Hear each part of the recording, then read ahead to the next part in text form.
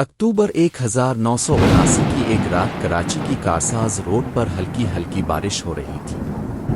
سڑک سنسان تھی اور دور دور تک صرف اسٹریٹ لائٹس کی پیلی روشنی تھی۔ احمد جو نارتھ ناظم آباد میں رہتا تھا اپنی موٹر سائیکل پر گھر جا رہا تھا۔ رات کے قریب 1:15 بجے اچانک اس نے دیکھا کہ سڑک کے بیچوں بیچ ایک نوجوان دلہن کھڑی ہے، سرخ جوڑا، بھاری زیورات اور چہرے پر گہرا گیونگٹ۔ وہ بارش میں بھیگ رہی تھی جیسے کسی کا انتظار کر رہی ہو۔ احمد نے بریک لگائی۔ بی آپ کو کہاں جانا ہے؟ اس نے ہلکی آواز میں پوچھا۔ دلہن نے آہستہ سے سر اٹھایا۔ اس کی آنکھیں بالکل خالی تھیں، جیسے اندر کوئی جان نہ ہو۔ احمد گھبرا گیا، لیکن پھر بھی اس نے کہا، بیٹھ جائیں، میں چھوڑ دیتا ہوں۔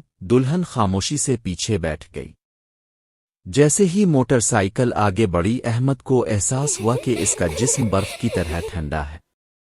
چند لمحوں بعد اس نے ریئر ویو شیشے میں دیکھا، گیونگٹ ہٹ چکا تھا۔ چہرہ آدھا سڑ چکا تھا، آنکھ کے خانے میں اندھیرا اور ہونٹوں سے کیڑے نکل رہے تھے۔ احمد کا دل تیز دھڑکنے لگا۔ اچانک ایک کان پھاڑ دینے والی چیخ سنائی دی اور موٹر سائیکل بند ہو گئی۔ وہ نیچے گرا اور جب مڑ کر دیکھا، پیچھے کوئی نہیں تھا، مگر سڑک کے بیچوں بیچ وہی دلہن دوبارہ کھڑی تھی، اس بار گیونگٹ کے بغیر، سیدھا اس کی طرف دیکھتی ہوئی۔ احمد نے حواس باختہ ہو کر موٹر سائیکل کو دوبارہ اسٹارٹ کیا اور تیزی سے بھاگ نکلا۔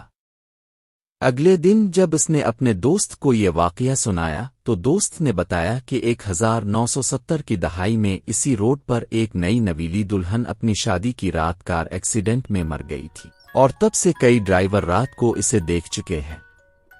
احمد آج تک کارساز روڈ پر رات گئے اکیلا سفر نہیں کرتا، اور وہ کہتا ہے بارش میں سرخ جوڑے والی دلہن سے دور رہنا، کیونکہ وہ شاید آپ کو منزل تک کبھی نہ پہنچنے دے۔